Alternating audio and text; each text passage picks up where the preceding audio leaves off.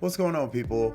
Welcome to another episode of the Submissions and Slashers podcast, brought to you by the illustrious family known as Horror Movies Uncut. Of course, I am your host, the one and only Travis Brown, and we are here to give you another glorious episode in the world of horror, genre, and everything that you love and enjoy. Episode number 36 today, we're going to be talking about two films and kind of about how it's really showing where we're going in the direction of horror at this particular moment, how these films can be so polarizing. The films we're going to be talking about is the latest film, M3GAN, and also Skinamarink. These two films have been released in the theaters in the past couple weeks. They have drawn a viral buzz. They have grabbed the attention of everyone from the independent scene to the mass media scene. So we want to make sure we dive in, talk about what these films are about and how they impact the world today in horror films. We'll also be talking about what's coming out this week and leaving it short and sweet for you guys to roll into your upcoming week. Happy Sunday. Today is the 15th of January. We are rolling into 2023 with episode number 36 of the Submissions and Slashers podcast.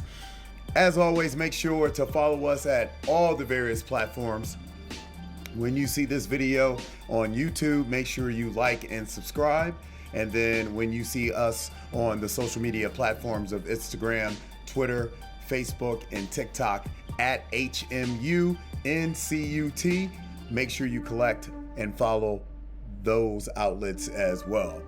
All right, people, we are rolling into the weekend. The movie of the weekend that everyone is talking about is Skinamarink, but before we jump into it, we have got to talk about M3GAN and that film from the previous week. So, M3GAN came out last week, still available to catch in theaters right now. If you're not familiar with the story, it's about a young lady who loses her parents tragically in an accident. She's been taken over guardianship by her aunt. The aunt is also a toy maker, but her aunt's one of the very, very high level toy makers who's thinking of creating the ultimate toy. This ultimate toy ends up being M3GAN. The thing about M3GAN is her AI is adaptable. So whatever the child is going through, whatever the child is experiencing, M3GAN has the ability to adapt to it, help them through it, and protect them from whatever might harm. Okay, and that's where the movie gets the element of fear and the element of terror that you would put this into the genre world for. So let's kind of talk about the specs of M3GAN real quick. So it's directed by Gerard Johnstone. It was written by Akilah Cooper and James Wan. Everybody knows James Wan. James is, popular for his Conjuring films and everything he's done up to that part. And he's always regarded right now as one of the best young minds in genre filmmaking.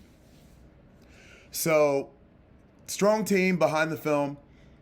You know there's going to be great effects. You know there's going to be a pretty nice sized budget behind it. Perfect for the start of 2023, right? Because it's kind of like what I was talking about with Prey. It's kind of like a great genre film because it's going to have a little bit of terror, a little bit of action, and a little bit of technology and sci-fi with M3GAN being this android. And that's really what she is. So for people from my generation, I want you to think about Small Wonder. From people from my son's generation, a little bit before, you're going to be thinking more like Terminator than Chucky. I think any comparison to Annabelle, Chucky, or the like is false.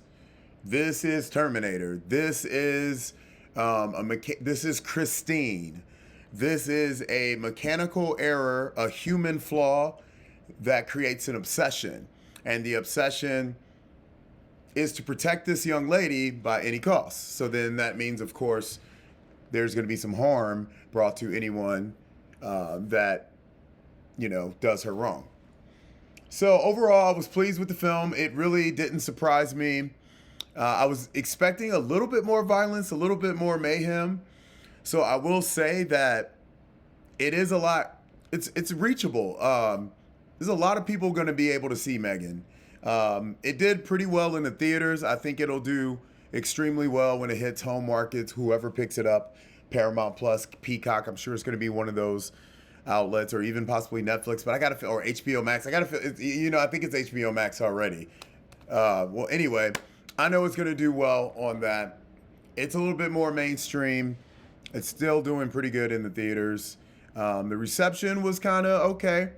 And it's warranted. There's nothing that really surprises you about the film too much.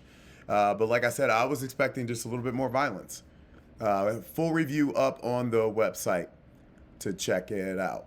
Okay, so we're going to take a quick break. We'll come right back. We're going to talk about the indie film that is tearing through theaters right now. Everybody's talking about it on Twitter, on social media. Skinamarink. Don't go anywhere. We'll be right back to give our thoughts on this terrifying little poltergeist film that was only made for $15,000. Don't you go nowhere. We'll be right back.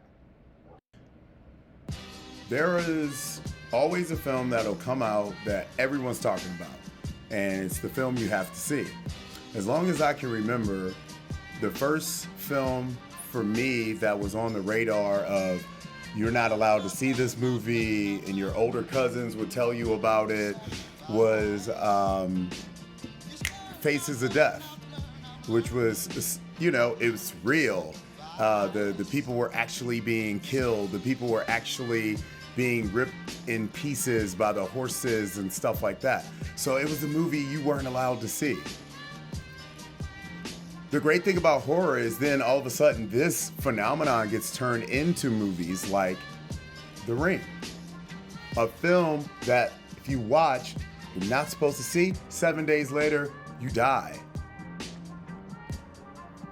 This world of genre films, it's created this beautiful thing, the hidden film, unseen film. VHS exploits this in their genre films. There's so many that use it, and it's great. Found footage is based upon it.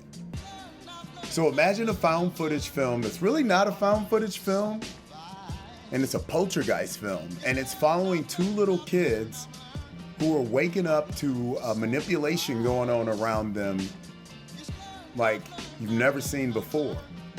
Bathrooms are disappearing, doors, windows of the house are disappearing, and their father has also disappeared.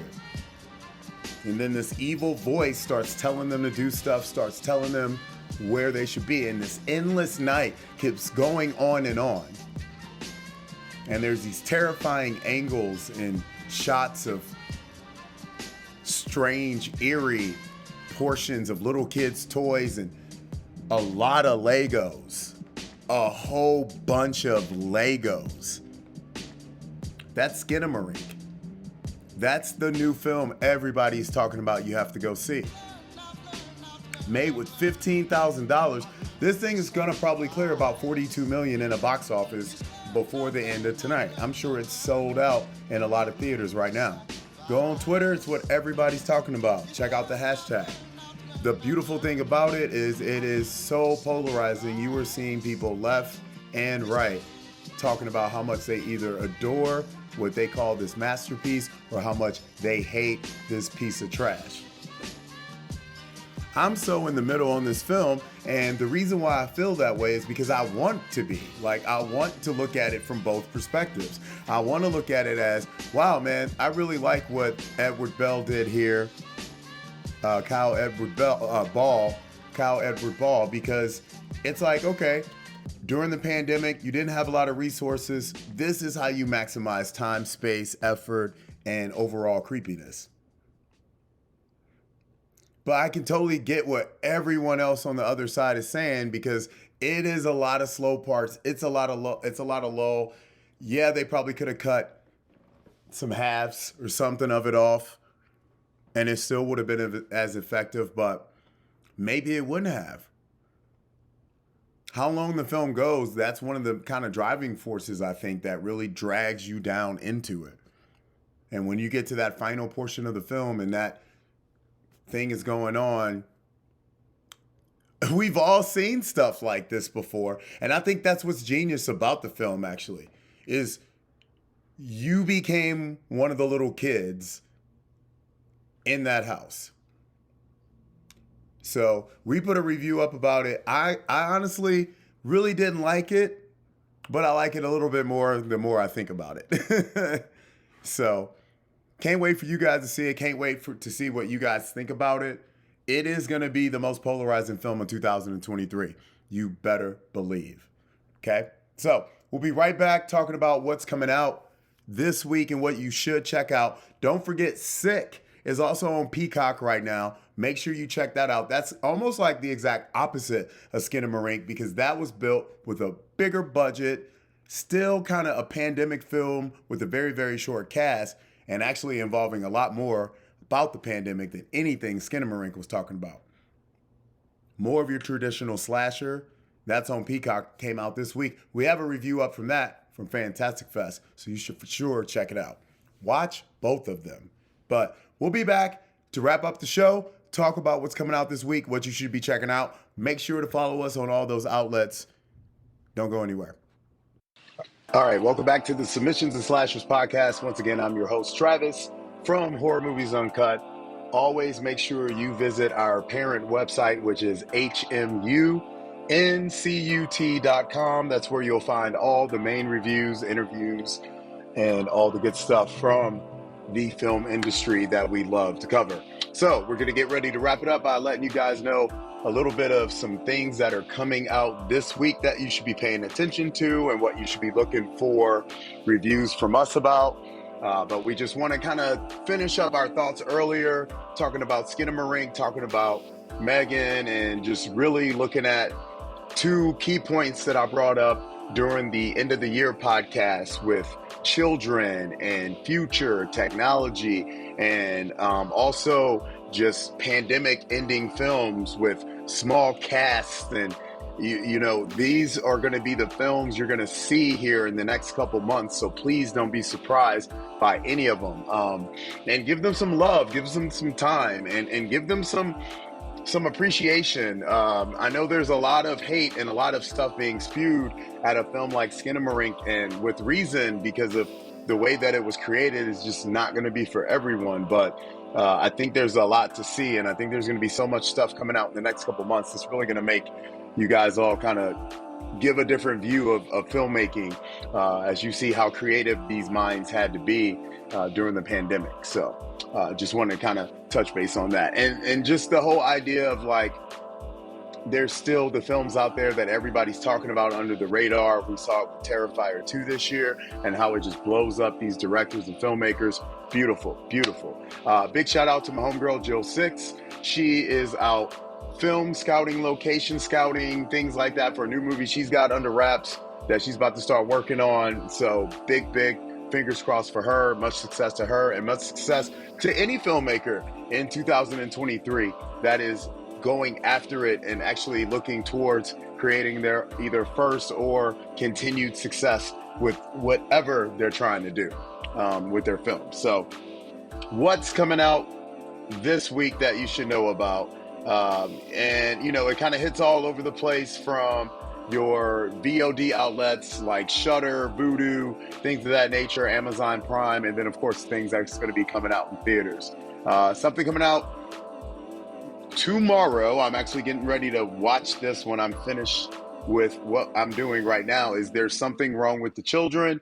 I'm very much looking forward to that. Big festival hit. Did very good on the festival circuit. It's going to be going on VOD, so Apple Plus, Amazon Prime, you'll be able to check that out tomorrow. Tuesday, you're going to be able to get to see Snowfalls and Death Knot. I actually have Death Knot also. Need to check that out. For the people who don't have HBO Max, did not get a chance to see The Menu when it was on HBO Max, that's going to be out also on on DVD on Tuesday. So you'll get a chance to see one of the, black comedy films of last year that really kind of rounded out the end of the year that a lot of people enjoyed. Legions, Sorry About the Demon are the two films coming out on Thursday. Legions is going to be coming out on VOD. Sorry About the Demons is going to be coming out on Shudder. One of the films I'm excited about, Alone at Night, comes out on VOD Friday, January 20th. And then a film I saw, there's a review up right now, Fantastic Fest on Horror Movies Uncut.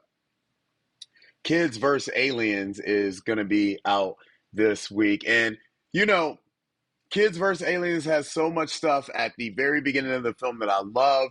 The entire setup of the kids, what they have going on. I mean, it's just the minute the film starts, I'm in love with it. And I was not too happy with how the rest of it went. So, but I want you guys to check it out, of course, because I want you to check out everything. And make sure you come back and check us out. We appreciate you. Horror Movies Uncut, Submissions and Slashers podcast. We're going to keep trying to make sure these are coming your way as soon as possible. This was episode 36. Look for episode 37 coming up pretty soon, including some thoughts and reviews from some of the films I just mentioned. Make sure to follow us at all of our social media outlets at HMUNCUT. That is also with a .com after to get us on our website. Have a lovely ghoulish rest of your Sunday. We will catch you next time, folks. Goodbye.